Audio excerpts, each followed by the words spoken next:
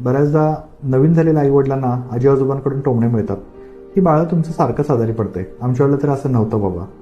तर ह्याचं वैद्यकीय दृष्टिकोनातून काही कारणं आहेत का हे आपण आज जाणून घेऊया.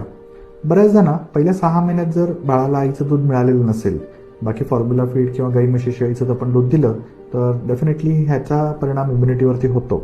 दुसरा, खूप सॅनिटायझेशन आणि नैसर्गिक जे पॅथोजन्स आहेत, विषाणू आहेत, त्यांच्याशी बाळाला जर संपर्क आला नाही तरी त्याची इम्युनिटी व्यवस्थित बिल्टअप होत नाही. आणि तिसरं रेअर कारण आहे, पण डेफिनेटली नॉर्मल डिलिव्हरी असेल तर त्याच्यामध्ये इम्युनिटी थोडीशी मिळते, कारण जो नॉर्मल बर्थ कॅनल आहे त्याच्यातून जे मिळणारे विषाणूंचा बाळाशी संपर्क आहे ती डेफिनेटली बाळाची इम्युनिटी बिल्टअप करू शकते. ह्या गोष्टी जर व्यवस्थित असतील तर बाळाची इम्युनिटी थोडीशी चांगली राहते, त्यामुळे किरकोळ आजारांना बळी पडत नाही, आणि जरी पडलं तरी त्याला खूप मोठा आजार पण होत नाही. साधारणतः 3-4 दिवसात आपलं बाळ बरं होऊन जातं. थँक्यू.